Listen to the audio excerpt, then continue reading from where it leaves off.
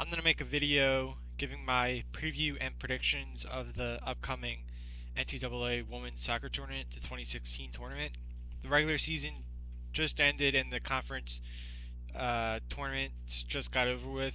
The last games were this past Sunday, and then the day after that, Monday, the selection show online was given where they announced the field and who was playing who. In case you're not familiar with it, I have my bracket sheet right here. Um, but in case you're not familiar with it, basically it's almost an identical format to the basketball NCAA basketball tournament that most people fill out their bracket sheets in March, where it's a 64 team field where it's one game elimination. So after one round it goes to the round of 32, then 16, what is called the Sweet 16, then the Elite Eight, Final Four, the national championship game. There's only a couple small differences. One is that in basketball it's called the Final Four, and this you could call it the Final Four. That's fine, but technically it's called like the College Cup. That's what soccer. So like hockey is the Frozen Four. A lot of the sports kind of have their own unique thing for it. So in soccer it's the College Cup. The other difference is that in basketball now there's technically a field of 68. So there's four teams that have a playing game before the actual bracket tournament technically kicks off. And then after those two playing games, then it's to the regular field of 64. And that's where most people start making their predictions.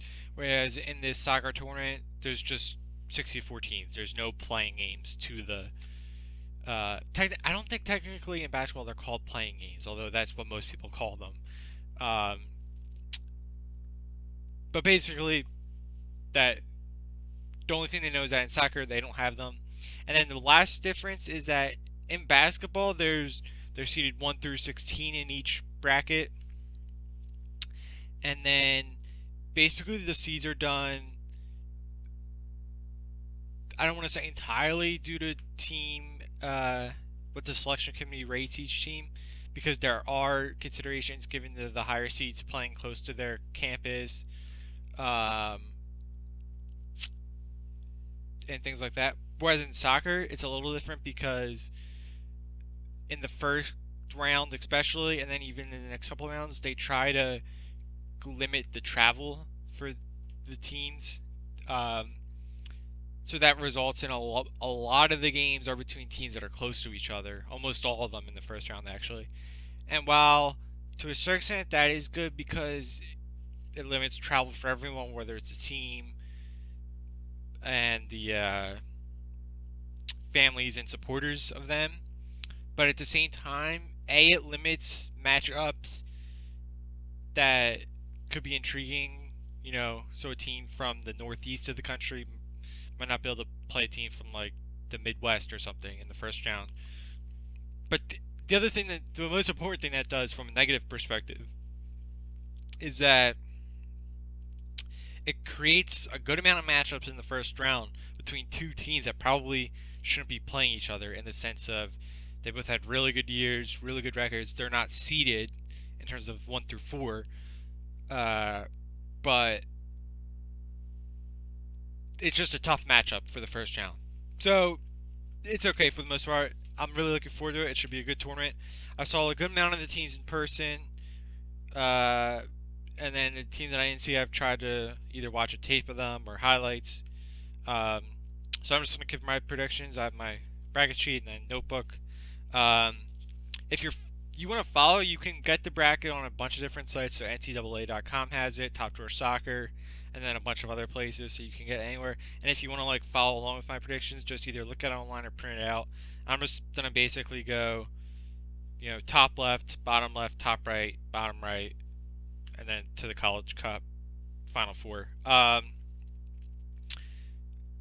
Two last things I want to mention before I get to the picks is, one is that up until the College Cup, which is the Final Four, all games take place on the campuses. In other words, in the basketball tournament, they're on a neutral site. In this, the higher seed or the to simplify it, the higher seed hosts it on their campus. That's important to mention. And then also, I just want to mention I'll probably take more time in terms of explanations looking at the first round games because those are games that are guaranteed to happen. As you get further, hopefully all my picks are right, but that that almost never happens when someone does a bracket. So some of the games I'll talk about won't happen in the sense that one of the teams that I picked to win will lose. So I'll run through all my picks straight to the national champion, but I'll concentrate a little bit more on the first round. Okay, so I want to get straight to it now. All right, so starting at the top, there's the number one seed Stanford, and they're playing Houston Baptist in the first round. Stanford is a really, really good team. They went 17-1-1. They have a player, Andy Sullivan, who appeared for the U.S. full senior U.S. women's national team. They're just a really solid team. So I'm going to pick them in the first round here to move on to the second round. Then Long Beach State against Santa Clara. This is a tough one. Two good teams. They're not in Power 5 conferences, which is a football term, but they're so maybe not a lot of people have seen them or know about them, but they are both very good. I'm going to go with Santa Clara to win. Then going down is Cal versus Pepperdine. Cal coming out of the Pac-12, a good team.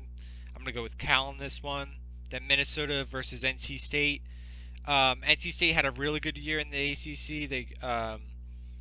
They were given a at-large berth to the NCAA tournament, which was good to see. They're a really good team. But in this game, I'm going to go with Minnesota out of the Big Ten. Minnesota had a really good year. They have a really good team. They won the Big Ten tournament, and they have a really solid team. So going down, next game is and Minnesota is the 4 seed in this section. Virginia, who's the 3 seed, versus Monmouth. This was a really, really difficult game for me to pick for a bunch of different reasons. For Virginia, as they are many years, a really good team out of the ACC.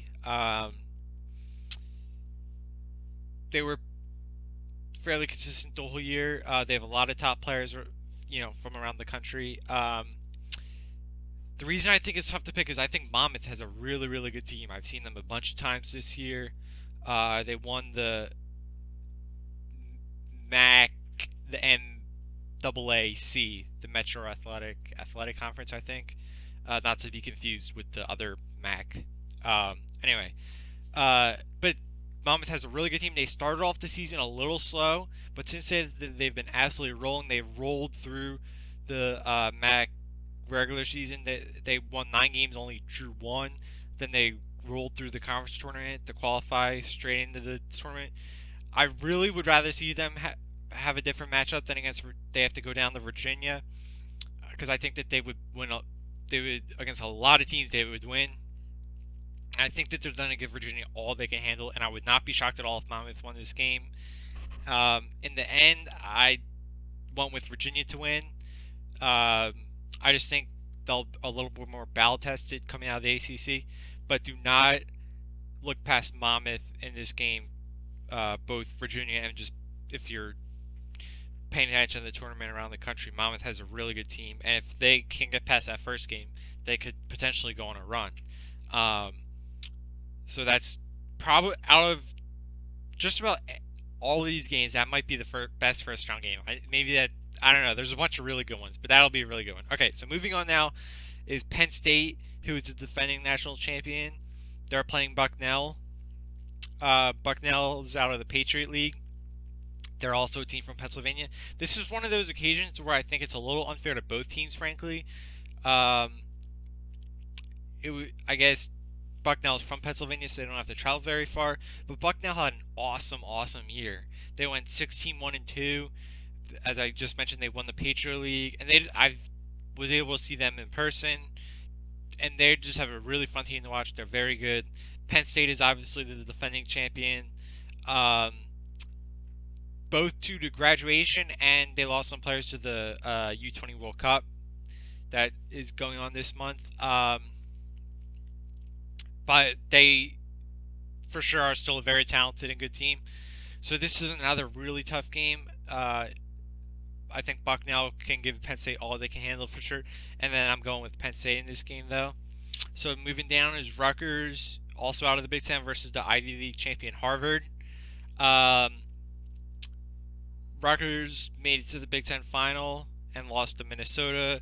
And of course, Harvard is a very good and organized team out of the Ivy League. The Ivy League doesn't have a conference champion, or they don't have a conference championship tournament. So they just won the regular season Ivy League, which is why they qualified.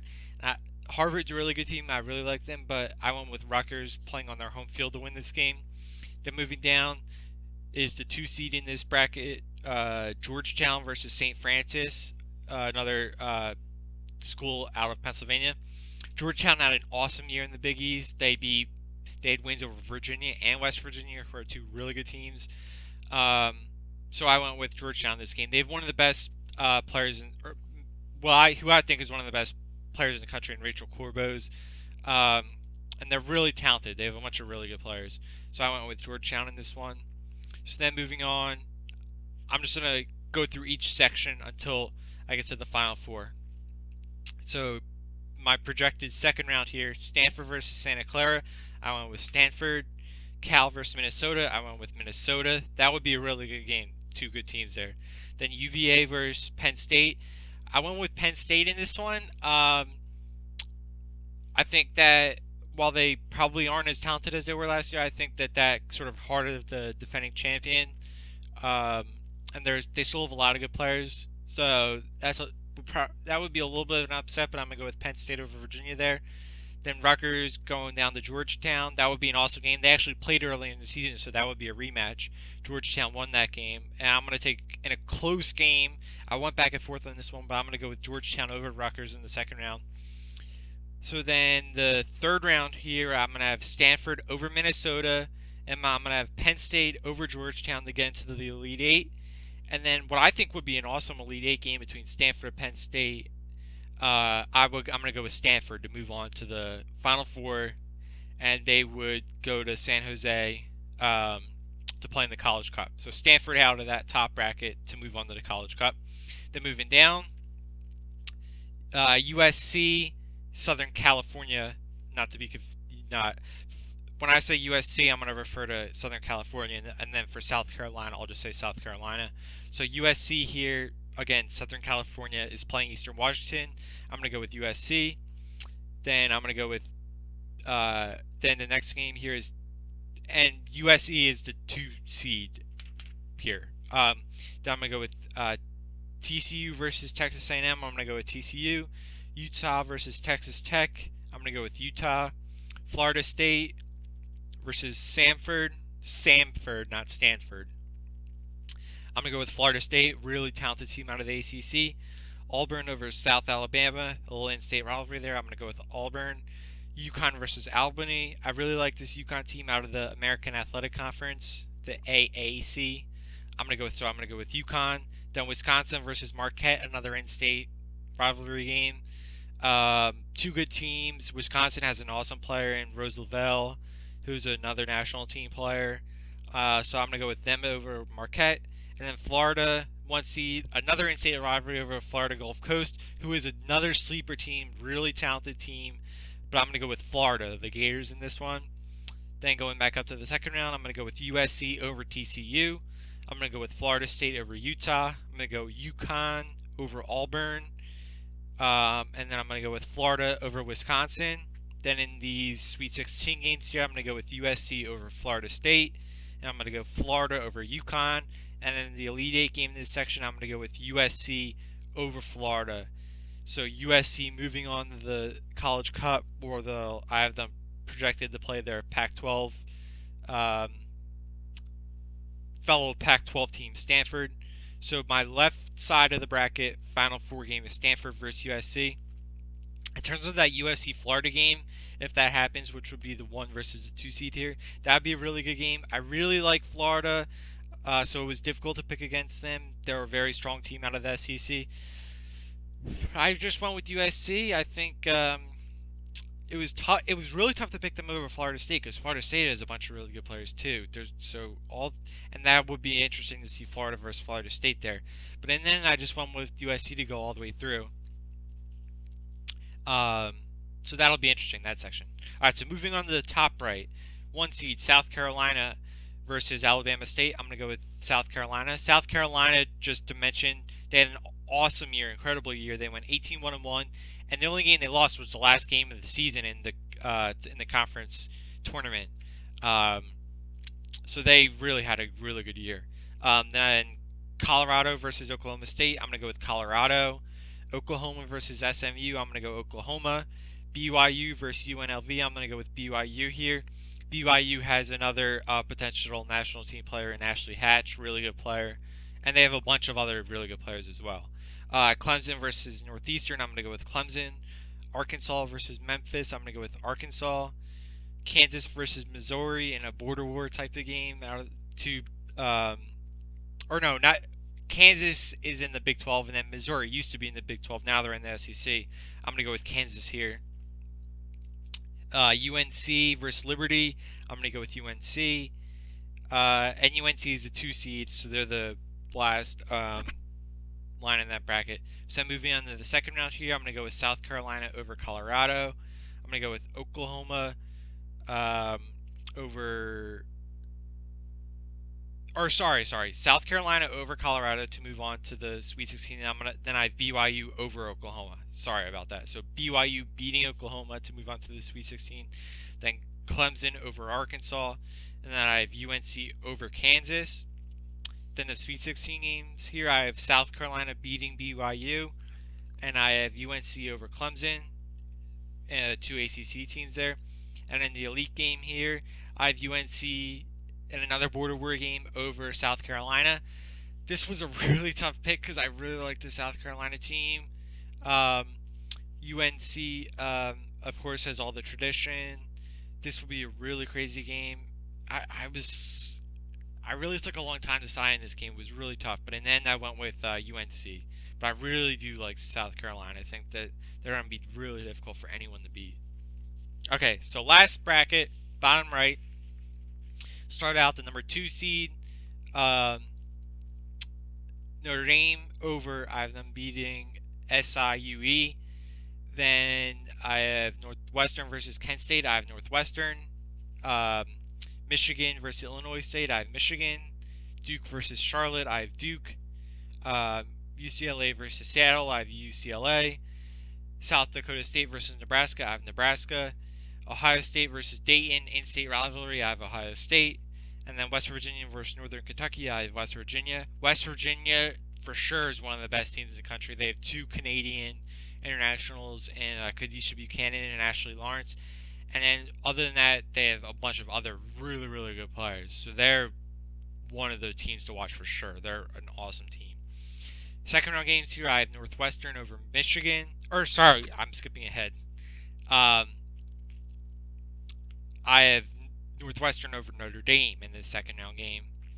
Then I have Michigan over Duke, which would be an upset, definitely. Then I have UCLA over Nebraska. And then I have West Virginia over Ohio State. So then Sweet 16, I have Northwestern over Michigan. 2 Big Ten teams there. And then I have West Virginia over UCLA. UCLA is another team I really, really like. They have a couple of really, really good players. So I was somewhat tempted to have them beat West Virginia here, but there's just no way I was picking against West Virginia this early this year. I just think they have too much talent. So my Elite Eight game here is Northwestern versus West Virginia, and I have West Virginia moving that game to move on to the College Cup. So just recapping my College Cup, I have Stanford versus USC and UNC versus West Virginia. On the left side of the bracket, I have Stanford defeating USC to make to the national championship game. And on the right side, I have West Virginia beating UNC to make to the national championship game. Then in the national championship, Stanford versus West Virginia would just be an incredible game. Probably the 2 most talented teams in the country, although there's a lot of other really good teams as well. But my prediction in the national championship, I have Stanford defeating West Virginia. So Stanford, I have as the 2016 national champion. So there it is. That's my bracket. It should be an awesome tournament. Good luck to all the teams, all the players. I'll be looking forward to watching it. And yeah, so thank you for watching this video, and enjoy the tournament.